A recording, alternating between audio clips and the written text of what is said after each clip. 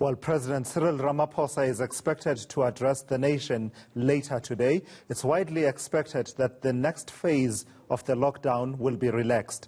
Political analyst Sanusha Naidu joins us now via Skype to look forward to that address. It's a bit of a catch-22 situation, isn't it, Sanusha? The first phase was understandably all about doing as much as possible to contain the spread of COVID-19 and to, as we say, flatten the curve.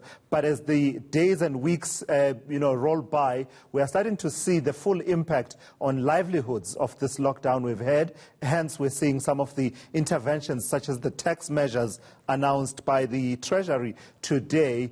What more can the president do? How do you balance that, the response to a public health issue, as well as the socio-economics of it? Good morning, Julas. I think you rightly put it there that it's a catch-22 situation.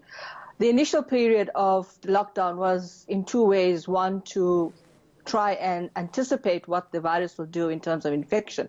So yes, we managed to do that with the kind of draconian, as some people have described it, regulations where we had a lockdown that it created a whole kind of a stop of a movement of people and who could move and who couldn't move, essential services, all of that.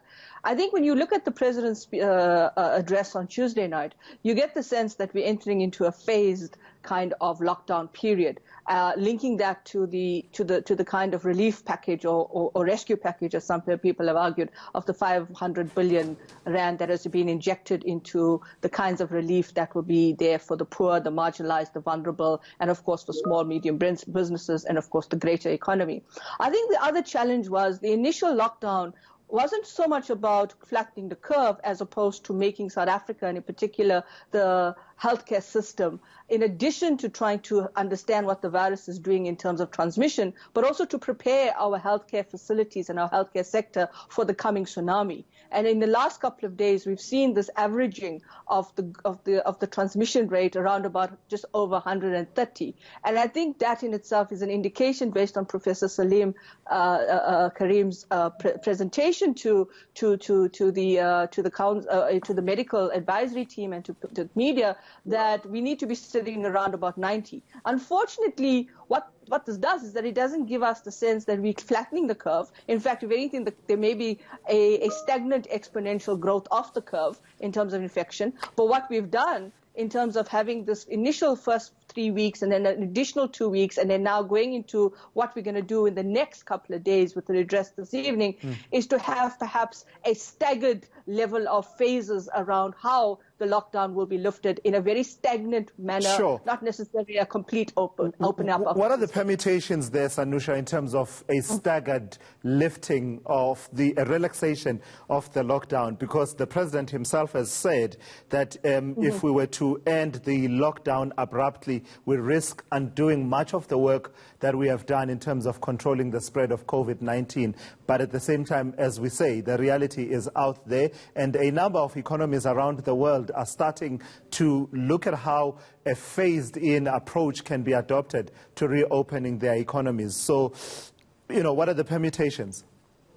Well, the permutation is to do it in a way that linked to essential services will be perhaps the idea or labeling essential production.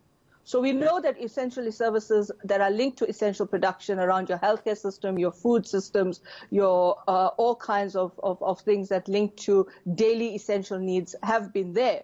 But again, the question is looking at which sectors, if you open it up, will there be a high level of transmission? And I think that's what the president, the cabinet debated on Monday night, rather, where there was this five-leveled or five-pronged approach in terms of how you take the lifting of the regulations in phases. So the immediate one would be where would we see a low level of transmission, and therefore we start to ease the restrictions in there. I think and of course the other thing linked to this, Tulis, is how municipalities and local government authorities, including provincial governments, premiers, etc., all have to start identifying where their epicenters are and what are the impacts of that in terms of how this phased lifting will take place. The second level would be to then say, okay, let's start easing some of this in terms of our ports, because remember, our ports are now in a situation where imports are not coming in. It's creating shortages in terms of demand and supply, etc., as well as in terms of lifting the economy up in the context of exports. So there has to be that level. But I think the point I want to make here before I end is the president was very clear in saying that this will be done in conjunction with understanding what the empirical evidence is around transmission. All right, Sanusha Naidu, thank you so much for your insights. A clear picture emerging there as we build up to that message by President Cyril Ramaphosa.